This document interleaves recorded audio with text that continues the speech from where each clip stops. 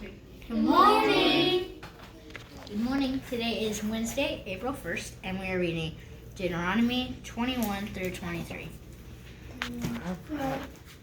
21 through 23. 21, 22, 23. Oh, wow, three Chapters. Last time we chapters. had 4. Oh my, well that was Psalms though. We're going to This is stop at 23. 23. Okay, so let's all do thumbs up really quick because we have 3 chapters. Thumbs up. And let's all do a high five to each other. Come on. Don't do that to his glasses. That's foolishness. Okay, good. Fist bump. High fives. High fives. Oh, wow. We're just going over the table? Really? At least they're not on the table. Okay. I was. What part? Yes, technically. Yes, you were. All right. Hop down. No, we got it. High five. We have 3 chapters here. High five. Chapter 21. Find your spot. Atonement for unsolved murders. If someone is found slain in the land in which the Lord your God is giving you to possess, lying in the field, and it is not known who has slain him, then your elders and your judges are to come forth, and they must measure how far it is to the cities which are around him who was slain.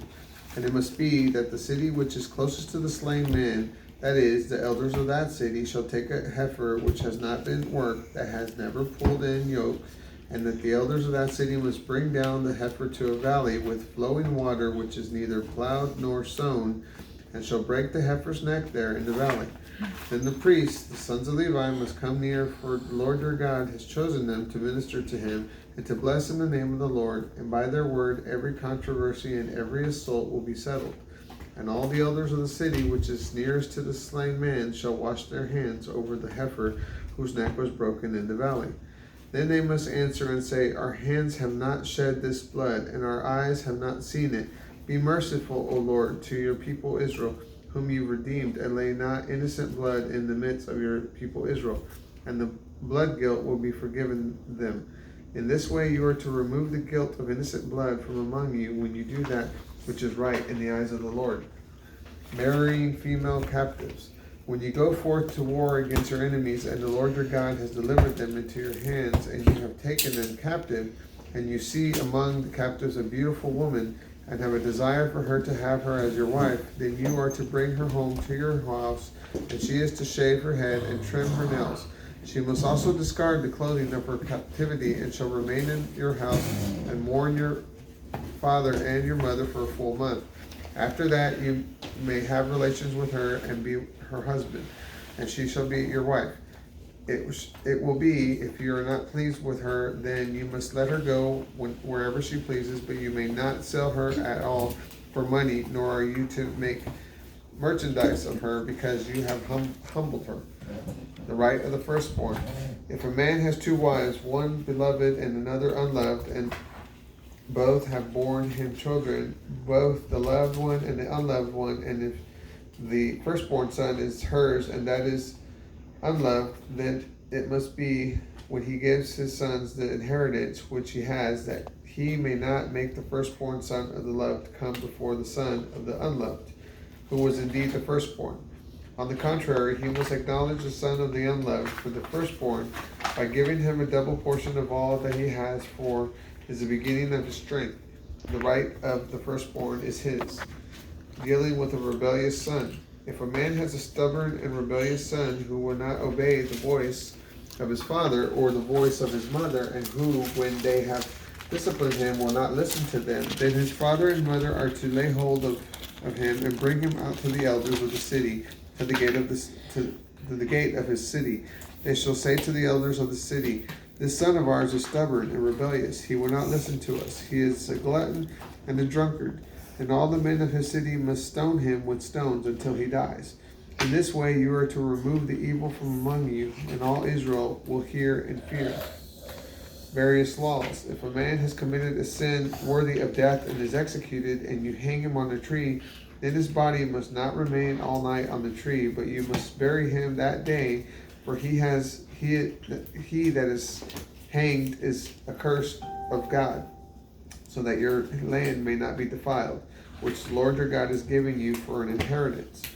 Chapter 22. And you must not see your brother's ox or his sheep go astray, and hide yourself from them. You must certainly bring them back to your brother. If your brother is not near you, or if you do not know him, then you are to bring it to your own house, and it will be with you until your brother seeks after it. Then you must return it to him. In the same way, you must do so with the donkey, with its clothing, and with anything lost by your brother, which he has lost and you have found.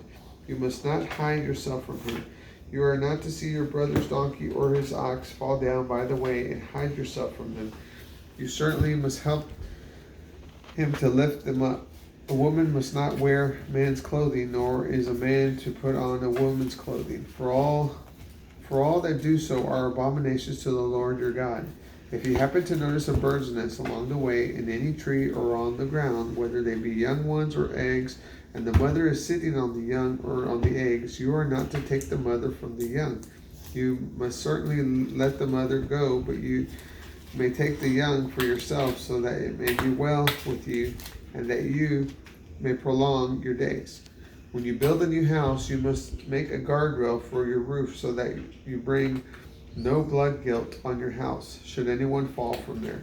You must not sow your vineyard with two kinds of seeds, or the fruit of your seed which you have sown, and the fruit of your vineyard will be defiled. You must not plow with an ox and a donkey together. You must not wear clothing made of material of wool and linen together. You must make tassels on the four quarters of your clothing with which you cover yourself. Laws about marriage. If any man takes a wife and has sexual relations with her, and then rejects her and accuses her of impropriety and publicly defames her, saying, I married this woman, but when I had sexual relations with her, I found out her not to be a virgin, then the father and mother of the girl must produce evidence of the girl's virginity to the elders of the city at the gate. The girl's father must say to the elders, I gave my daughter to this man to wife, and he has rejected her. What is more, he has accused her of impropriety, saying, I did not find your daughter to be a virgin. However, this is the evidence of my daughter's virginity. And they shall spread the cloth before the elders of the city.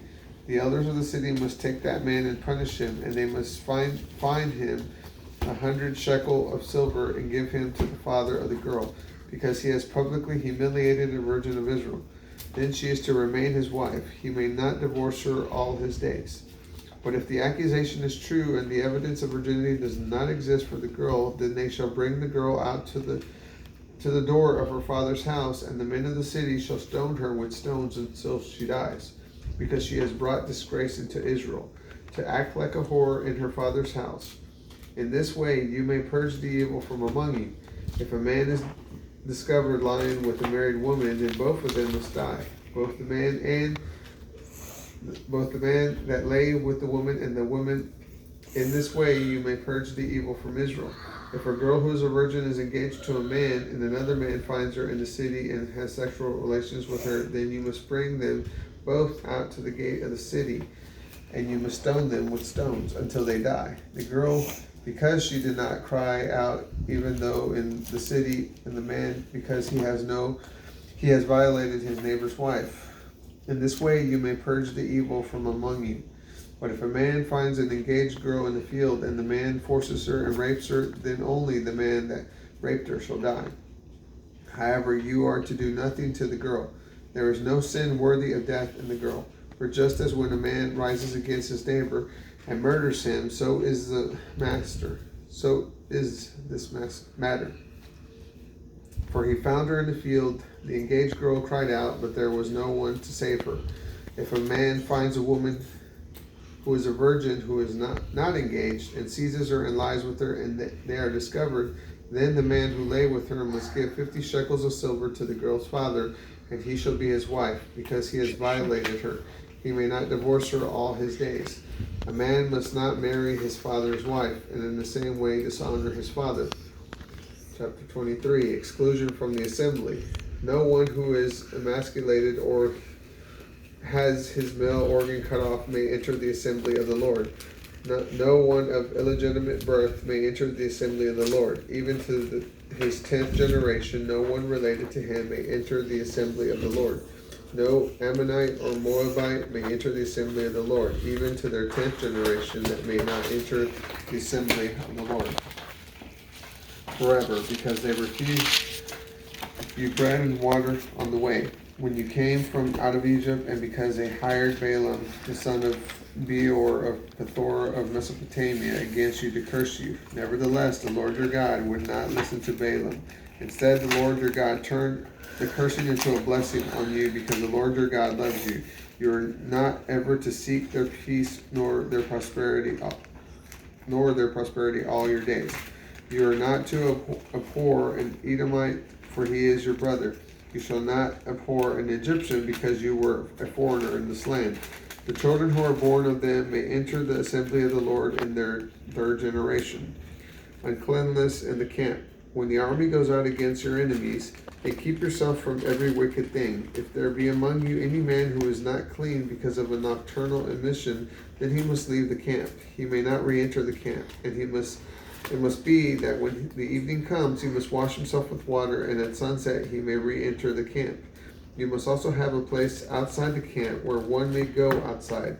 You must have a spade among your equipment, and it must be, when you relieve yourself outside, you must dig there and turn and cover up your extremity. For the Lord your God walks in the midst of your camp, to deliver you and to defeat your enemies before you. Therefore, your camp must be holy, so that he does not see any indecent thing among you and turn away from you. Various laws. You must not deliver back to his master a slave who has escaped from his master to you. He is to dwell with you, even among you, in a place which he shall choose in one of your towns where he prefers. You must not oppress him. There must never be a cult prostitute among the daughters of Israel, nor a cult prostitute among the sons of Israel. You must never bring the wage of a prostitute or the wage of a dog into the house of the Lord your God for any vow, for both of these are abominations to the Lord your God. You must not charge interest on a loan to your brother, interest on money, interest on food, or on anything that may be lent with interest. You may charge interest to a foreigner, but to your brother you may not lend with interest, so that the Lord your God may bless you in all that which you set your hand in the land which you are entering to possess. When you make a vow to the Lord your God, you must not be slow to pay it, for the Lord your God will surely require it of you, and it will be a sin to you. But if you refrain from making a vow, it will not be a sin to you. That which goes out of your lips you must keep and do, even a free will offering, just as you have vowed to the Lord your God, and what you have promised with your mouth. When you go into your neighbor's vineyard, you may eat grapes to your fill at your own pleasure, but you may not put any in your basket. When you enter into the standing grain of your neighbor, you may pluck the ears with your hand, but you may not use a sickle on your neighbor's standing grain. That's Deuteronomy 21, 22, 23. Bye. Have a great day. Please subscribe. I hope you like this video.